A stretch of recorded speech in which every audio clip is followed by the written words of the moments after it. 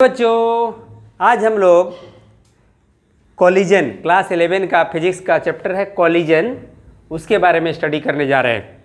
तो चलो, कॉलिजन तो हमारे प्रैक्टिकल लाइफ में हर स्टेप में होता है।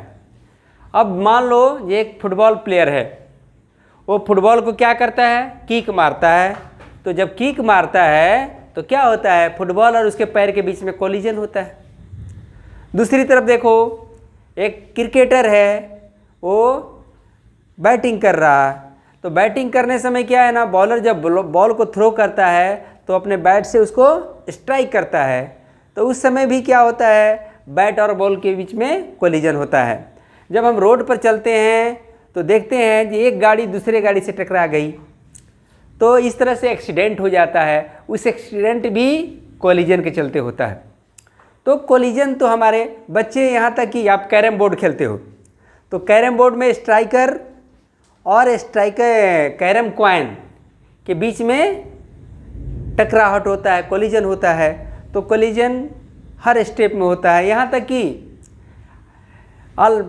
एटम से कोलाइड करता है। गैसीय मोलिक्यूल्स होते हैं तो उसके एटम रैंडम मोशन में मूव करते हैं रहते हैं और एक दूसरे से कोलाइड करते रहते हैं। तो माइक्रोस्कोपिक लेवल पर देखें या मैक्रोस्कोपिक लेवल पर देखें तो कोलिजन होते ही रहता है। अब चलिए, कोलिजन क्या है।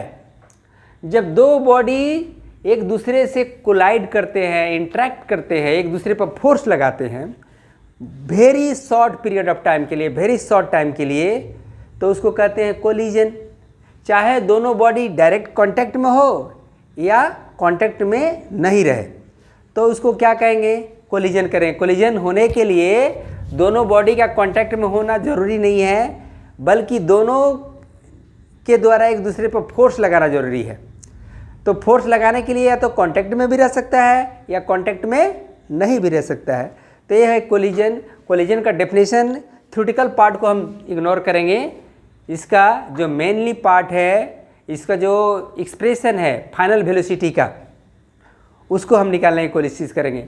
अब कोलिजन की कई कोलिजन है, तो कोलिजन तो आपको मैं बहुत सारा एग्जाम्पल दे के समझाने की कोशिश किया और बताया। कोलिजन क्या है, the force of interaction, the force of interaction between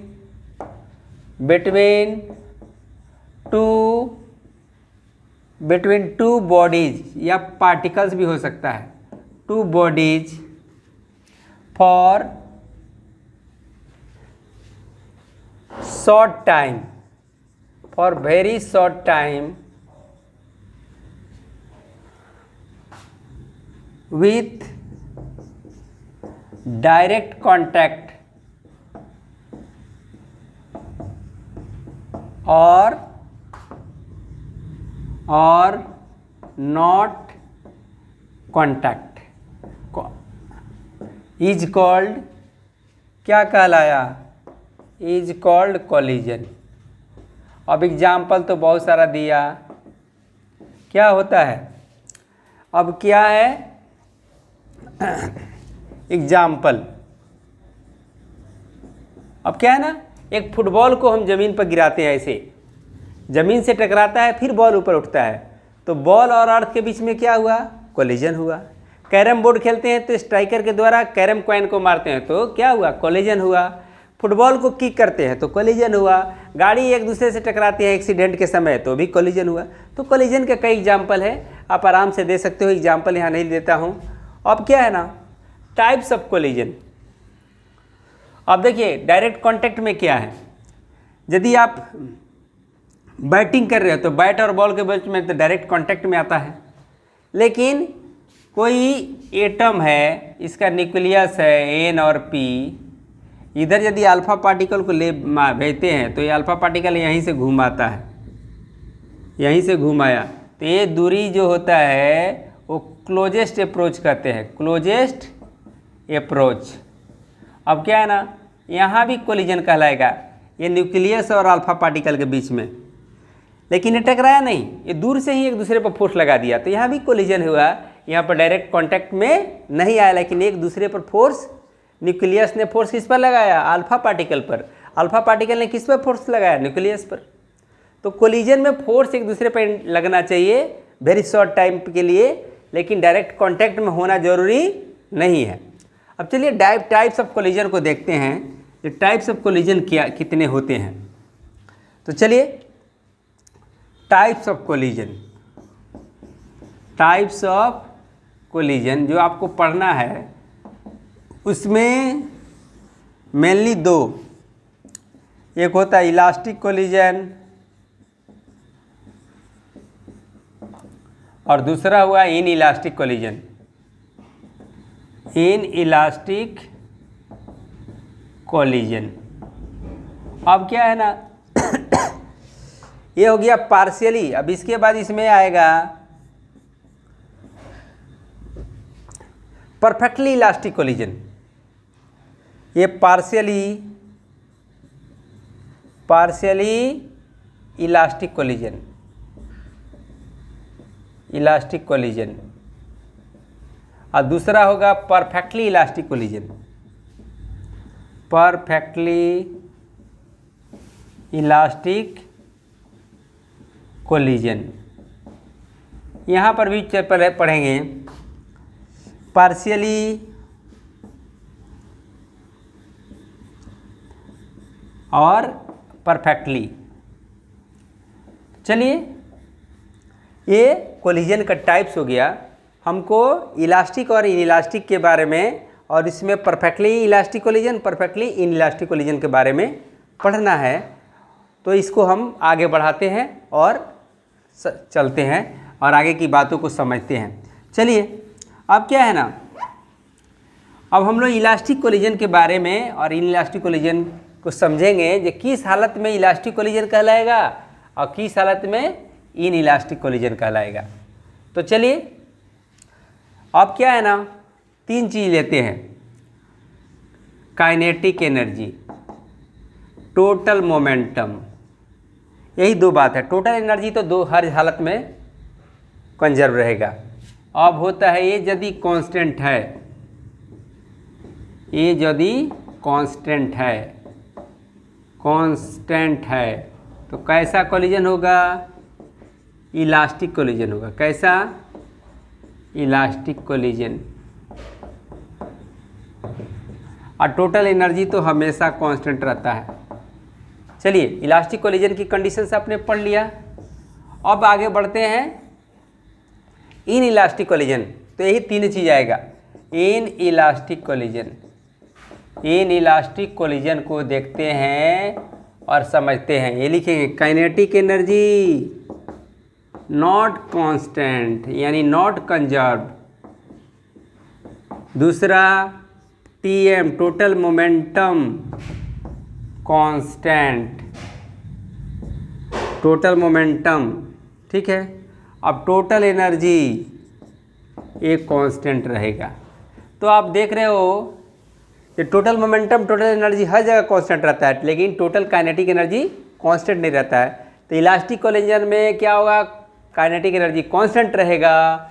यहाँ पर इन इलास्टिक कोलिजन में टोटल काइनेटिक एनर्जी कांस्टेंट नहीं रहेगा। तो ये बात स्पष्ट हो गई। अब ये तो हम समझ जाएंगे इलास्टिक कोलिजन है कि इन इलास्टिक कोलिजन है। अब एक और चीज़ आता है जिससे हम कैटेगराइज कर सकते हैं जो इलास्टिक कोलिजन है या नहीं है। अब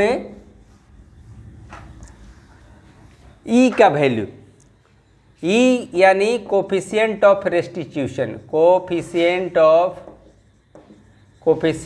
रेस्टिट्यूशन, ये क्या होता है, ये होता है V2 minus V1 E1 minus U2। इसका वैल्यू 1 होता है, इसको ई कहते हैं।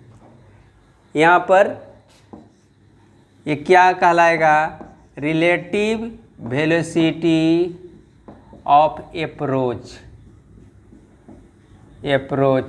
नहीं, सेपरेशन, यहाँ अलग भागेगा ना, relative velocity of separation divided by relative velocity of approach. इसका वैल्यू यदि 1 है, ई का वैल्यू 1 है, तो क्या होगा, इलास्टिक कोलिजन, ई का वैल्यू लेस देन 1 है तो inelastic collision, inelastic collision. E का वैल्यू 0 है तो perfectly elastic collision, perfectly inelastic collision. और ई का वैल्यू ग्रेटर देन 1 है, यानी काइनेटिक एनर्जी बढ़ जाए तो क्या होगा, इसको सुपर कोलिजन कहते हैं। क्या कहते हैं? Super collision. तो चलिए ये थ्योरेटिकल पार्ट हो गया। अब थोड़ा सा कैलकुलेशन वाला पार्ट करेंगे। अब इसका वैल्यू प्रूव करके भी दिखेंगे, ई का वैल्यू कैसे इलास्टिक कोलिजन में आता है, इसको चेक करेंगे। चलिए आगे बढ़ें। अब क्या है ना, हेड ऑन कोलिजन और obliquely collision. Head on collision क्या होता है, जब दो बॉडी टकराने से पहले और टकराने के बाद वन डायरेक्शन में रहते हैं, एक ही डायरेक्शन में बने रहते हैं, उसे कोलिजन को क्या कहते हैं? Head on collision. Head on collision को देखिए, एक रास्ते है, यानी एक लाइन ऑफ मोशन है, इसका मास u1 है, यहाँ पर इसकी वेलोसिटी क्या है, u2 है, मास क्या है, m1 है, इसकी मास क्या है, m2 है। अब क्या हुआ ना, ये टकराया और टकराने के बाद एक ही डायरेक्शन में, उसी डायरेक्शन में आगे बढ़ते रहा, तो इसकी वेलोसिटी को v1, v2, मास को m1 और m2 कहते हैं। ये कैसा कोलिजन हुआ? तो head on collision, head on collision, one dimensional collision या 1D कोलिजन। चलिए अब इसमें आपको निकालना है फाइनल वेलोसिटी। तो ऐसा कोलिजन जिसमें before collision and after collision body moves in one direction, same direction, both body moves in A same direction. टकराने से पहले भी सेम डायरेक्शन में था, टकराने के बाद भी सेम डायरेक्शन में है, ऐसे कोलिजन को क्या कहेंगे? तो हेड ऑन कोलिजन कहेंगे। ठीक है, वन डायमेंशनल कोलिजन कहेंगे। अब इसमें पूछेगा जे फाइंड v1 एंड v2, ये आपको वैल्यू निकालना होता है, इसका एक्सप्रेशन निकालना होता है। तो चलिए, आपको टोटल मोमेंटम कंजर्व है तो टोटल मोमेंटम लिखते हैं for elastic collision, for elastic collision. पहले क्या रहता है, काइनेटिक एनर्जी को दिखाते हैं, के ई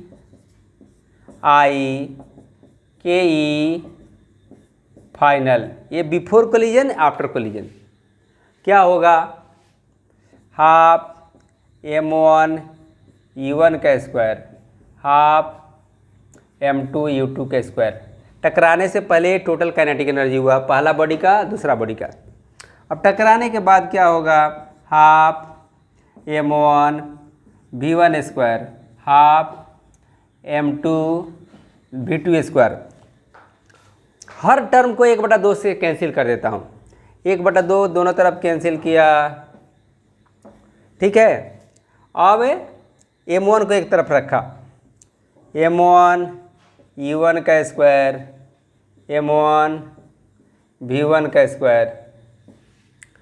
अब क्या करूँगा, उधर m2 v2 का स्क्वायर, m2 u2 का स्क्वायर, m1 कॉमन ले लें, m1 u1 का स्क्वायर माइनस v1 का स्क्वायर, m2 v2 का स्क्वायर माइनस u2 का स्क्वायर। तो ए स्क्वायर माइनस बी स्क्वायर, ए स्क्वायर माइनस ए प्लस बी ए माइनस बी कर सकता हूँ। तो यहाँ पर m1 u1 plus v1, u1 minus v1, m2, इसको छोड़ देता हूँ, ऊपर लिखता हूँ क्योंकि अच्छा लिख लेता हूँ यहाँ पर m2 v2 plus u2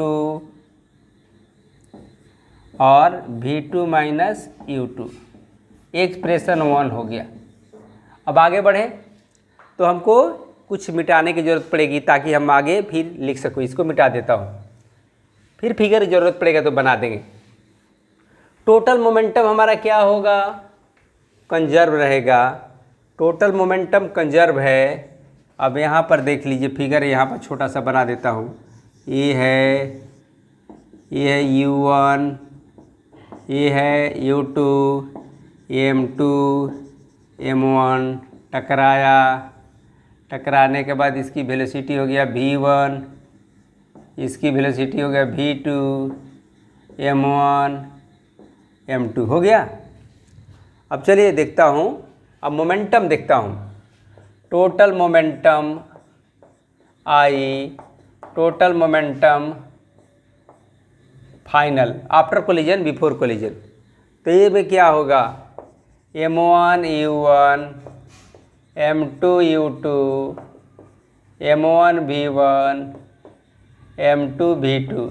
m1 को एक जगह रखता हूँ, m2 को एक तरफ, तो m1 u1 minus v1, m2 v2 minus u2, ये हो गया इक्वेशन 2। अब इक्वेशन 1 को 2 से डिवाइड करते हैं। इक्वेशन 1 डिवाइडेड बाई इक्वेशन 2, तो हमारा v1 v2 आराम से दोनों का रिलेशन u1 v1 v2 के रूप में आ जाएगा। तो मिटा दो इसको, हमको पहुंचना है v1 और v2 का वैल्यू कितना होगा वो निकालना है। तो इसको मिटा देता हूं जल्दी से और आगे अरे जा ये तो मिटा दिया, लेकिन चलिए इसको क्या आया था, इक्वेशन 2 क्या था, m1 और u1 plus v1, u1 plus v1, u1 minus v1, ये बात थी। अब यहाँ पर क्या था, m2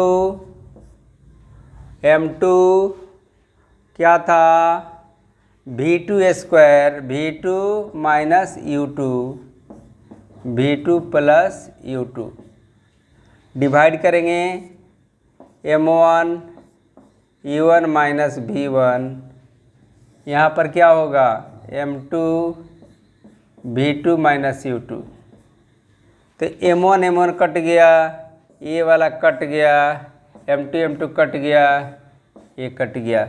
अब u1 और v1 को 1 वाला को एक तरफ 2 वाला को एक तरफ, तो u1 माइनस u2 और v2 माइनस v1।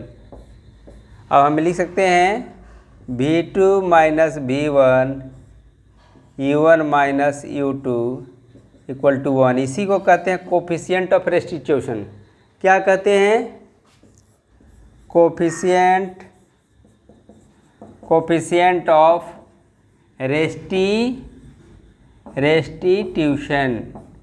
तो चलो ये तो बात आपको आ गया, प्रूव करके दिखाया। ये इलास्टिक कोलिजन में ई का वैल्यू क्या होता है, तो 1 होता है। अब हम v1 और v2 का वैल्यू हमको निकालना है, तो इसको हटाता हूँ और किस तरह से निकालता हूँ इसको देखिए। तो आपको मालूम है मोमेंटम वाला, यहाँ से v1 और v2 का वैल्यू निकाल लेंगे तो क्या होगा, v2 minus v1 u1 minus u2, तो v2 बराबर क्या हो गया, u1 minus u2 plus v1, और v1 का वैल्यू क्या हो गया, v2 minus u1 plus u2, ये हो गया। अब मोमेंटम वाले जो टर्म था, इक्वेशन था, उसमें बैठाएंगे तो हमारा v1 और v2 का वैल्यू निकल जाएगा। कैसे निकलता है देखिए। अब हमारे पास मोमेंटम के लिए क्या था, मोमेंटम के लिए ये था ना, तो m1 u1 माइनस v1, तो इसका वैल्यू बैठा देता हूँ, एक बार लिख देता हूँ, M2 और क्या था V2 माइनस U2 था। टोटल मोमेंटम ये इक्वेशन आया था, इक्वेशन नंबर 2।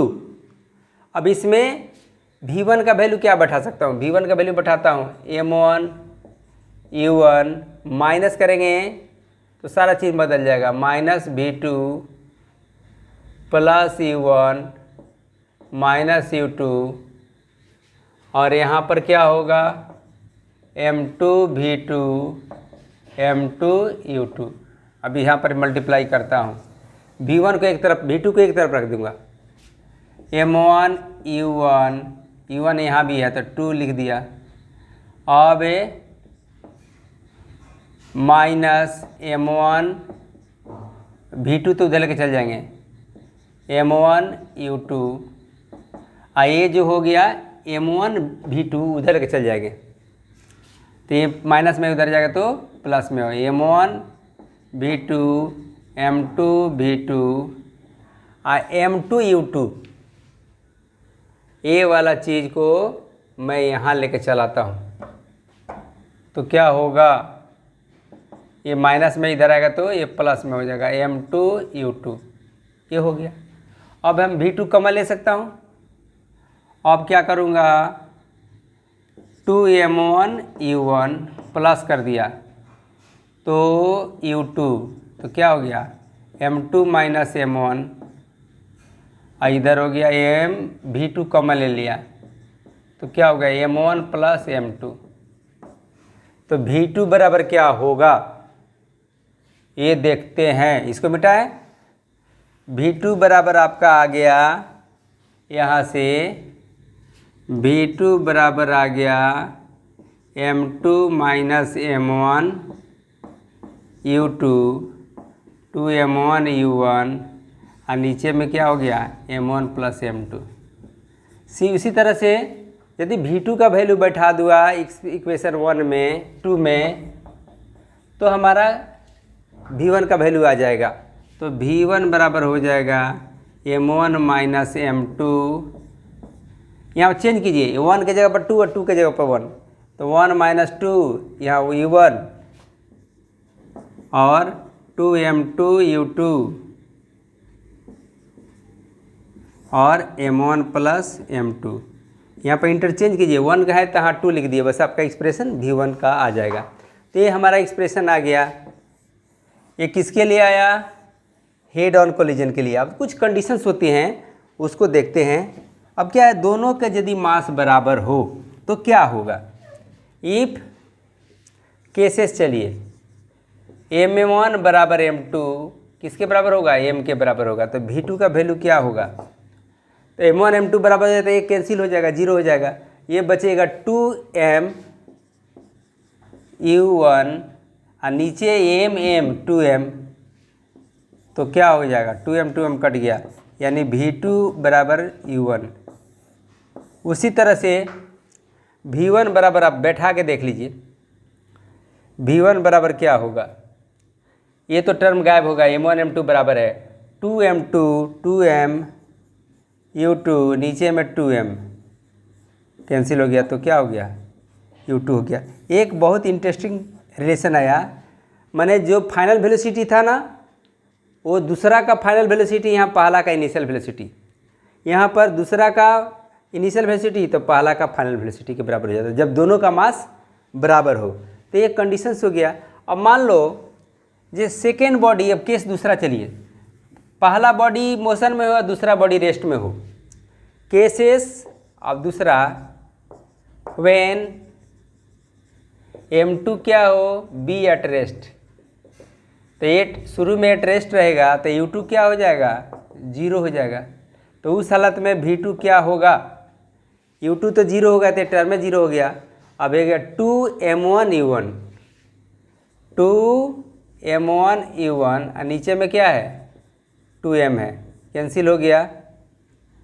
और ए क्या आया 2M1 plus M2 M1 plus M2 ये वाला है। अब इसके साथ V1 क्या हो जाएगा 2M2 U2। अब यहाँ पर U2 0 है तो हमारा V1 क्या आएगा देख लेते हैं। M1 minus M2 U1 M1 plus M2। अब क्या है, इसमें और सब कंडीशन लगाते हैं। अब M1 बराबर M2 हो, M1 बराबर M2 हो तो क्या आएगा, V2 का वैल्यू आ जाएगा 2M U1 2M। यहाँ पर भी वेलोसिटी इंटरचेंज हो रहा है, यानी U1 हो गया। अब V1 बराबर क्या हो जाएगा, U2 हो जाएगा। तो जब मास बराबर रहता है, इलास्टिक कोलिजन होता है, तो वेलोसिटी का इंटरचेंज हो जाता है। अब इसमें आगे भी कंडीशंस होगा, जब पहला बॉडी निग्लिजिबल हो दूसरे के रेस्पेक्ट में, उसको जीरो कर देंगे तो क्या एक्सप्रेशन आएगा। चलिए अब इसको मिटा देने से, अब पहला बॉडी का मास निग्लिजिबल है, M1 क्या है, नियर अबाउट 0 है, तो V2 क्या हो जाएगा, M2 U2, और ये टर्म ही गायब हो जाएगा। यहाँ पर क्या हो जाएगा, M2 ही रहेगा। यहाँ पर V2 बराबर आपको आया U1 ना होता है, ये एक मिनट, जब हम M1 को छोटा कर देते हैं, M1 नियर अबाउट 0, तो ये क्या हो जाएगा, M2 U2, और ये 0 हो गया, और ये क्या हो गया, M2 हो गया। तो देखते हो ये वेलोसिटी, फाइनल वेलोसिटी वही रह जाता है जो इनिशियल वेलोसिटी था सेकेंड बॉडी का। और V1 क्या हो जाएगा, जब मास बहुत छोटा हो, तो मास छोटा हो तो माइनस M2 U2 U1, और ये क्या हो जाएगा, 2M2 U2 डिवाइडेड बाई, यहाँ पर M2 ही रहा, M2 कॉमन हो गया तो क्या हो गया, U2 माइनस, एक मिनट, एक्सप्रेशन आपको आ गया। तो चलो, जब मास M1 0 के बराबर हो, दूसरे के रिस्पेक्ट में 0 के करीब हो, तो ये हो गया। अब हम M2 को भी 0 लेंगे तो इसमें वैल्यू बैठा देंगे और निकाल देंगे। तो ये हमारा हेड ऑन कोलिजन का जितने केसेस था, सब केसेस था वो आपको बता दिया। अब इस पर एक न्यूमेरिकल बनाएंगे, जस्ट न्यूमेरिकल बनाने जा रहे हैं। चलो एक छोटा सा न्यूमेरिकल लेते हैं कोलिजन पर। अब क्या है ना, a 5 kg body and a 10 kg body approach each other with equal speed of 21 metre per second, determine their speed after the collision. अब क्या है ना, एक दूसरे के पास कितने स्पीड से पहुंच रहे हैं, तो 21 मीटर पर सेकेंड के स्पीड से। तो चलिए अब थोड़ा सा मिटा देता हूं और आपको इस क्वेश्चन को बनाने की कोशिश करता हूं। ये 5 kg body and 10 kg body approach each other with equal speed. अब ये बॉडी है 5 kg का, ये बॉडी है 10 kg का, ये बढ़ रहा है 21 मीटर पर सेकेंड से, ये भी इधर बढ़ रहा है 21 मीटर पर सेकेंड से। तो इसको U1 ले लेते हैं, इसको U2 ले लेते हैं, इसको माइनस करेंगे। U2 बराबर क्या होगा, माइनस 21 मीटर पर सेकेंड। अब बोल रहा है ना, determine their speed after collision, V1 और V2 क्या होगा।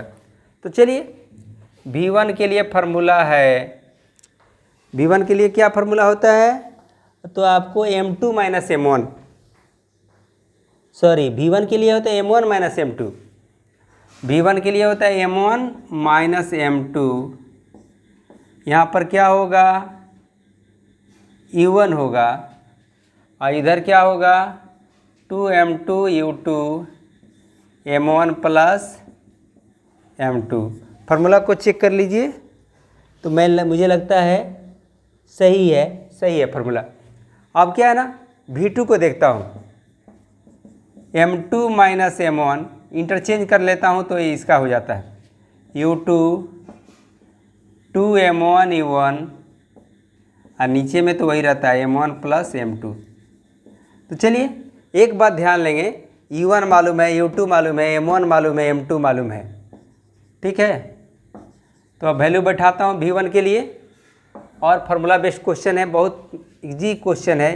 तो पहले हमने सिंपल एक क्वेश्चन बना कर दिख लेता हूँ। m1 कितना है 5, m2 कितना है 10 और u1 कितना है 21, 2 m2 कितना है 10, u2 कितना है -21 और बटा दोनों को जोड़ेंगे तो कितना होगा 5 और 10 15, डायरेक्ट लिख देता है m1 प्लस m2। अब क्या है, क्या कॉमन आएगा, 21 कॉमन आएगा, यहाँ माइनस हो जाएगा, तो -5 गुने 21, ये भी माइनस हो जाएगा, तो 20 गुने 21 बटा 15। अब क्या करें, 21 कॉमन ले लेता हूँ तो क्या होगा, v1 बराबर 21 कॉमन ले लिया तो -5 और -20 -25 और नीचे में 15 है, 3 7 21, 3 5 15, 5 5 25, 5 7 35 मीटर पर सेकेंड। क्या हो जाएगा, v1 माने लेफ्ट वार्ड भागेगा, लेफ्ट वार्ड को निगेटिव ही स्पीड से भागेगा। अब v2 निकालता हूँ, v2 का वैल्यू क्या होगा m2 माइनस m1, 10 माइनस 5, इसको चेंज कर दूंगा तो ये 5 माइनस 10 था, 10 माइनस 5, तो डायरेक्ट लिख दें 10 माइनस 5 क्या होगा 10 माइनस 5 और u2 कितना है -21, 2m1 u1 ना, तो 2m1 है 5 kg, u1 है कितने स्पीड से, तो 21 स्पीड से, और नीचे में m1 m2 कितना हुआ 15। यही कैलकुलेशन करना है।